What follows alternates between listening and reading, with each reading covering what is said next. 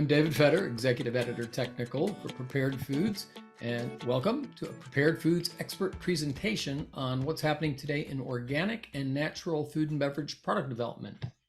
With me today is Allison Rittman. She's a research chef and expert on the art and craft of creating organic foods and beverages. And Ms. Rittman is one of the first women to become a certified research chef. She has more than 30 years of experience in product and menu development. She started when she was 5. She has been in charge of national account presentations and culinary trends, and she has a degree in biological sciences from the University of Iowa, where my daughter goes, and another in culinary arts from the Culinary Institute of America, the other CIA.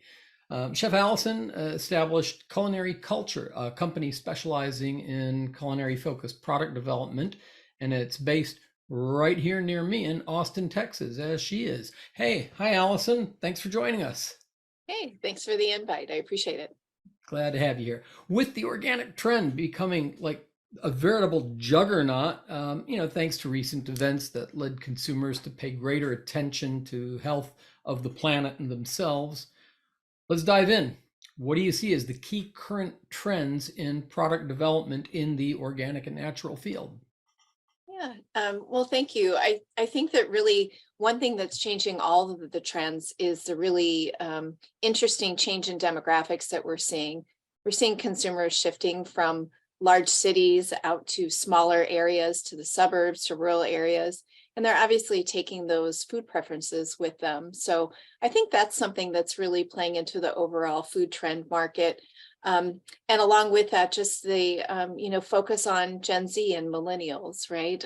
They're coming into their buying power, and they're really changing what they think about food and the way they eat. So they have a very different value aspect of what food choices mean to them than do previous generations. So I think that's all playing into that, food trend environment and how it's affecting the organic and natural market.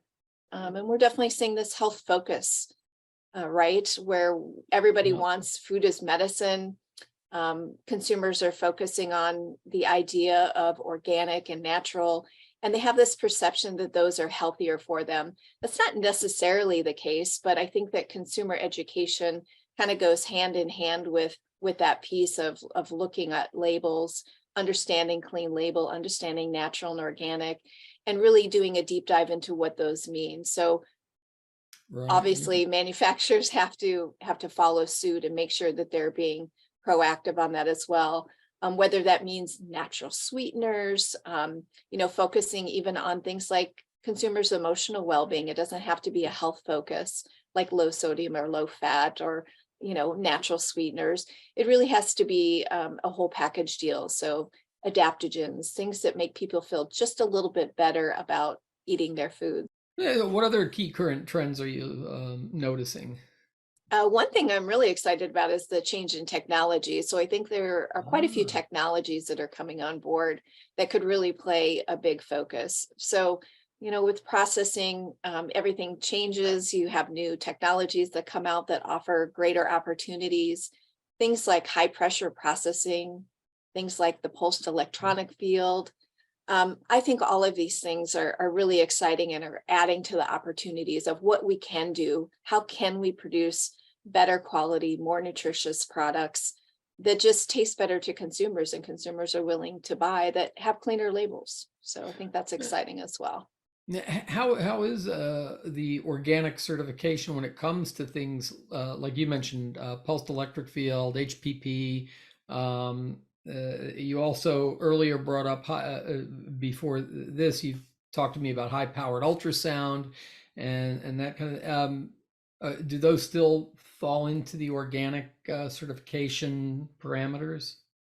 Yeah, I think it depends on the specific parameters of that technology. So some of these things are new and haven't been looked at very closely for organic, but many of them have. And things like irradiation are definitely off the table. That has been made very clear. So there's some technologies are off the table. Irradiation's off the table. Yeah, right. And the agencies have made that very clear. This is a line you cannot cross.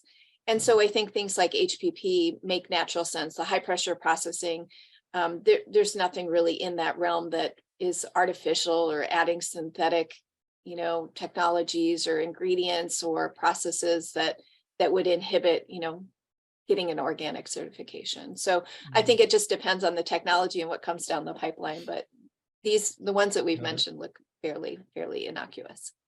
Got it. So, and then are we missing any of the more what would you say like the social concepts behind organic? Are some of those? Absolutely. Yeah, I think those are starting to come into play, just not just with organic and natural products, but I think that idea of social consciousness, everything from sustainability and vertical farming and mycoproteins, right? The kind of fun new Yeah. things that we're seeing that have been going on for a while, but consumers are just starting to see those. Upcycling, I think, is a huge, Yeah. right? Think about Very much. positioning upcycling and reducing food waste to consumers. And then the other piece I think to that is really the food with a purpose. I love that companies are really thinking about what's important to especially Gen Z and younger millennials. And some of that is, well, why should I buy this product from company A versus company B? Tell me what you're doing to help the local Ah, community, the world, the planet. And so I think that attachment to that social consciousness and food with a purpose is being attached to all products. But I think the consumer that's buying organic and natural products are particularly interested in that aspect of it.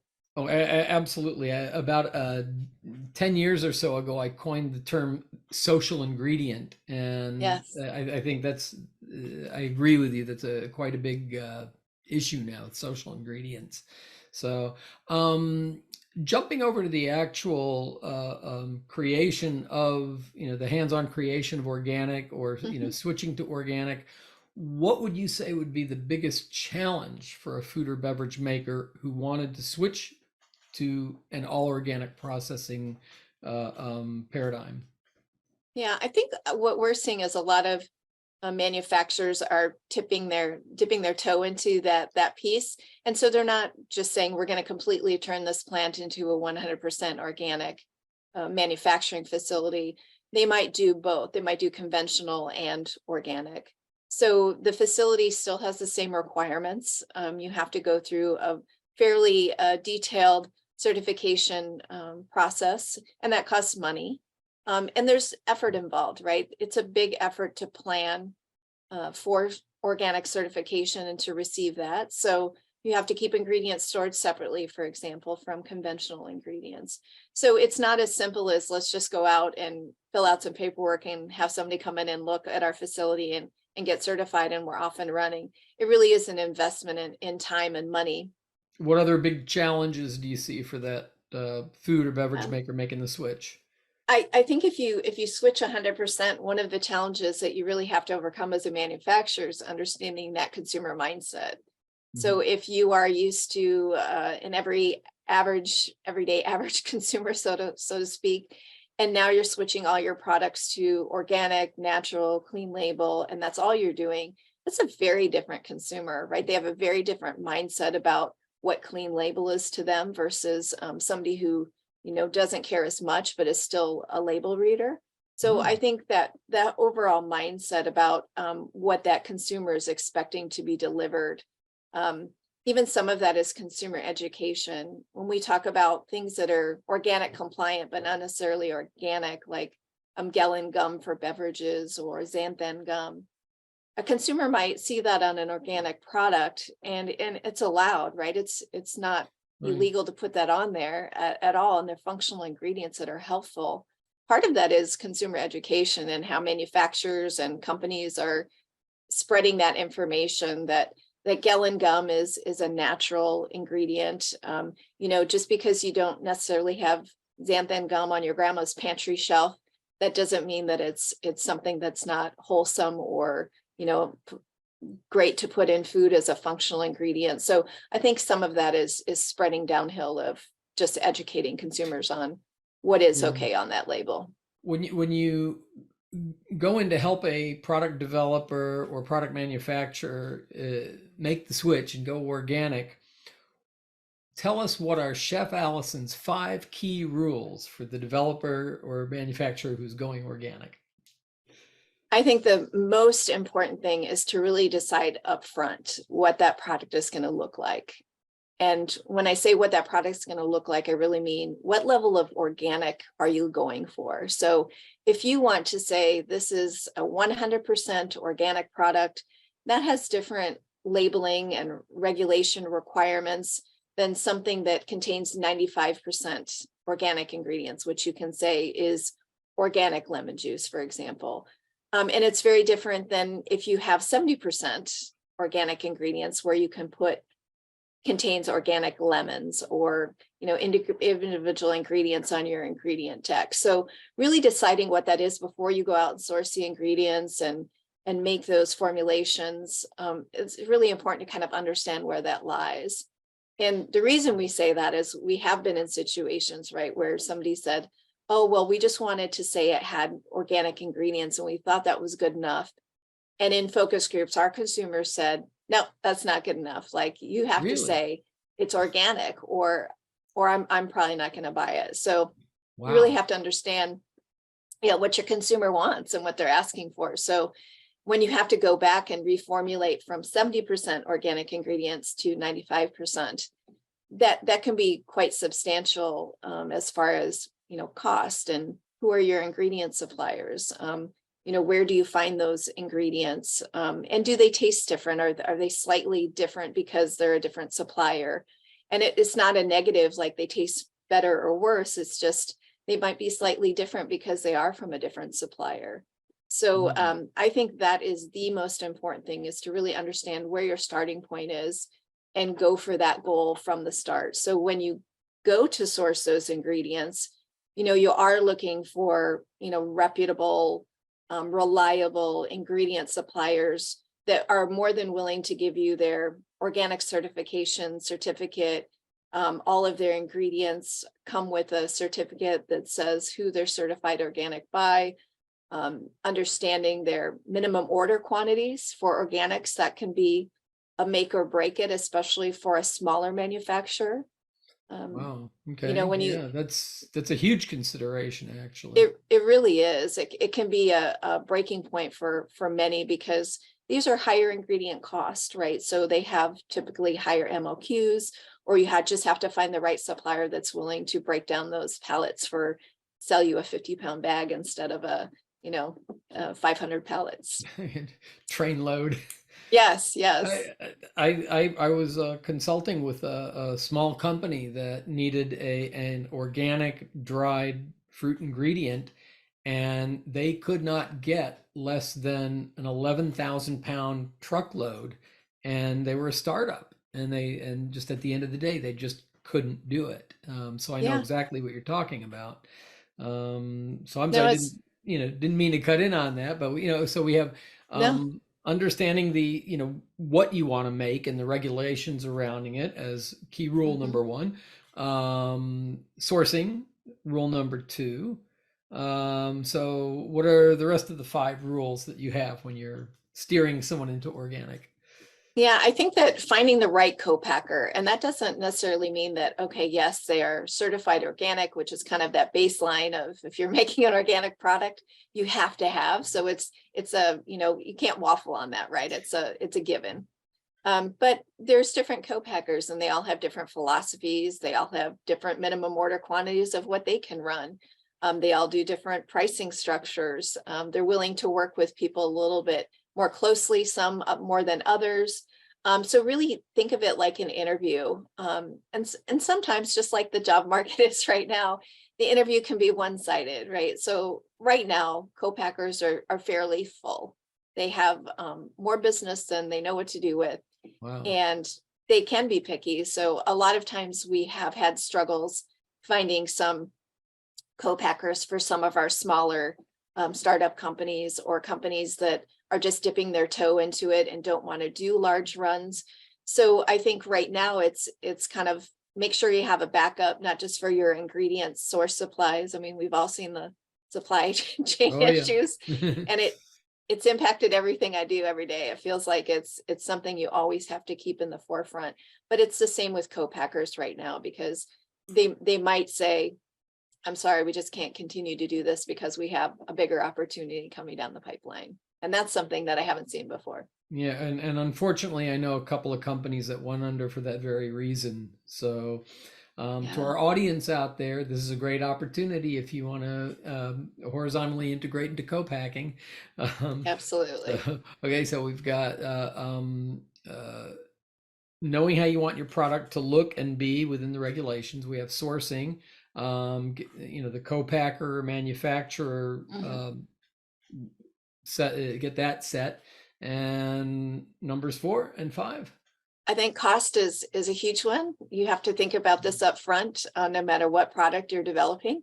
But with organic, it's really important to be realistic, right?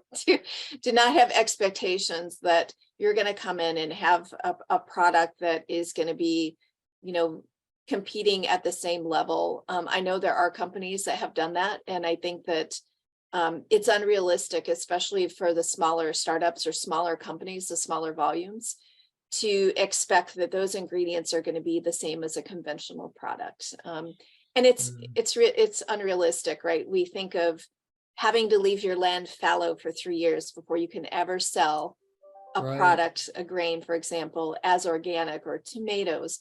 That's a huge cost liability to somebody who is a grower. So when you look at the cost of organic tomatoes versus regular tomatoes, of course, they are going to be higher. You also have lower crop yield, right? You have all the things that kind of play into that cost Yeah. parameter. And So high I think it's demand.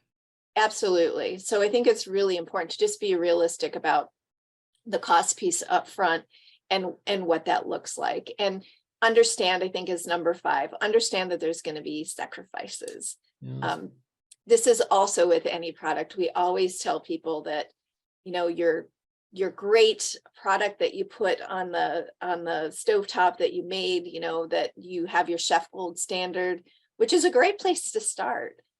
It's going to look different when you have to move it to a manufacturing facility. And now it's not just a manufacturing facility, but it's a smaller subset. There's only so many organic, right, facilities. And then you have to look Right. at limited supply of ingredients. So you're kind of narrowing down the tunnel of your options for creating that product in millions of pounds versus, a chef gold standard. So we try to get as close as we can, but just being understanding of the fact that there might be some limitations to that. Yeah, and this is true for all manufacturers of foods and beverages, that it won't look the same as it did in your kitchen. Um, Absolutely. but jumping back to prices, Mhm. I have seen that although certainly not even parity, the price of organic ingredients has been coming down, Definitely. as supply increases, and even though demand is still very high and sometimes overshoots supply, it's still not what it was back in the 70s and 80s, where you're looking at 400, 600% markup. So we are getting there, but okay. Definitely. Yeah. So, It, okay, let's jump over to natural and clean label. We know these are undefined, terms legally, but they do have certain expectations. And what cautions would you have for the processor who wants to label their product as such, as natural or clean label? yeah, when we have clients that are looking for that label, sometimes they have very unrealistic expectations of what they can label as natural, right? So Mhm. we tend to be very conservative. The chances of the FDA knocking on your door with a warning letter are probably fairly slim, but if that happens, you're done, right? So we really want to be conservative about what, are we really considering this natural? Like, how liberally are we reading the definition? And I think that there are a lot of liberties taken with that definition, because it's broad, and the FDA and the USDA don't want to define it any further because that's Mm. definitely more work on their plate. They've made little inroads from what I Yes, understand, but yes, yeah, they're not going to. I think the latest I read was what you just said, that they are not uh, uh, eager, let's say, to yes, nail down those terms, and I understand why. I can yeah. see both sides of that. So, And um, I still have hopes that they will further define that and make it easier for consumers and manufacturers to kind of say, here's the line in the sand, don't cross it. And consumers are savvy. They're becoming much better label readers, and they really are asking more questions and pushing that back on the suppliers. So we see a huge influx of people who say, when I say, what is your definition of clean label? Like, where are your lines in the sand? And they say, oh, follow the whole food guidelines or follow the Joe's list, right? There's these lists that are out there that are very hundreds of ingredients long, but they really are setting the industry standards, and they're fairly strict. yeah, So when we see that kind of guideline being followed by other companies, they're setting the standard. Consumers understand those standards, and it just kind of follows. And I think some of that is, what you read and what you see, what's evil today and is good tomorrow, right? yeah, Think celery is a great example as a natural curative, right? So we see, let's get the nitrates and nitrites out of bacon, for example, or food products, and let's add celery powder. right. So does it look great on a label to a consumer? Sure, sure. Does it matter that you might be adding celery powder that has just the same or more of the same product to Yeah, that bacon? It's just a natural form. I exactly. think some of that's going to come down the pipeline as consumers understand these issues, and can you find a really reputable celery powder supplier that can dial in those levels and is very consistent, right? I think things like that are going to be more in the forefront and really fine tune that definition of natural and what is acceptable for ingredients as we go along the way. What would you see as the next big shift that's coming in the world of organic processing, and why? I hope it's adding the sustainability piece. I think that's very, very important to consumers. When you ask consumers how they feel, like what's important to them, their core values in food, sustainability always rises to the top. So I Yeah. would love to see that. There's a lot of positives, right, that come out of organic products. So when you see the biodiversity that you can get in a field, the use of no pesticides and no synthetic fertilizers, all those things are really great for the land. You're producing less carbon emissions with organic farming. But there's also some downsides that I'm not sure that consumers are aware of or are important enough yet to be replaced. So there are plastic sheets that are put down, for example, on fields, and they can't use biodegradable sheets because they have petroleum contained within. So how can we get past that, to add to that sustainability level and make it organic and very sustainable? Hmm. We talk about lower crop yield, right? Yeah. We're going to get lower crop yield with organic ingredients. So I know that there's work being done on that to improve that so that it doesn't look so unattractive to a potential farmer. And getting the cost down, like you said, the cost has been coming down slowly and steadily. So that I think it will be a nice opportunity to say, here's the opportunities, and you can choose based on what you feel is best, not based on I can't afford that, or that's out of my price range. So Got I it. think I think some of those things will definitely come to play. I hope that kind of is integrated into that organic market, and I would love to see them tackle plant-based. I think that plant-based products, the first gen were very highly processed. And especially when you talk about flavor first, some of the first ones were pretty terrible tasting Yeah. from a chef perspective, right? Yep. Yep. They served a purpose, they were functional, but they didn't taste great. And so I think we've seen this huge evolution, putting flavor first and starting to see that evolution of, well, these are just as high in saturated fats and they are highly processed. So moving towards that, okay, now they're better for me. And I don't just feel better about eating them because they might be better for the environment, but because they're healthier. I feel good about eating these products, and we see, 95% of consumers that are consuming plant-based products, they're eating meat too. So it's not an all or nothing. Right. It's not The just for vegans. flexitarian. Absolutely. And so I think that's why they've been successful, is they're not targeting a very tiny, subset of the population. So they do have widespread appeal. So they'll continue to improve along the way. I want to thank you. This was all, very truly just insightful, helpful, great. Thank you, Chef Rittman. A very informative interview. I want to thank our audience members for joining us. I'm hoping you found this deep dive into organic product development as enlightening as I did. I'm David Fetter, Executive Editor Technical for Prepared Foods Media. This was a look into the world of organic processing with Chef Allison Rittman, research chef, organic expert, and founder of Culinary Culture Product Development Group. You can reach her at aritman@culinary-culture.com. But also head to our media menu and catch our It's Only Natural webinar, also featuring Chef Rittman. And then while you're in the media menu, you're also going to find a number of other videos, podcasts, articles, and resources of value for today's food and beverage makers. So till next time, thanks. Thank you, David.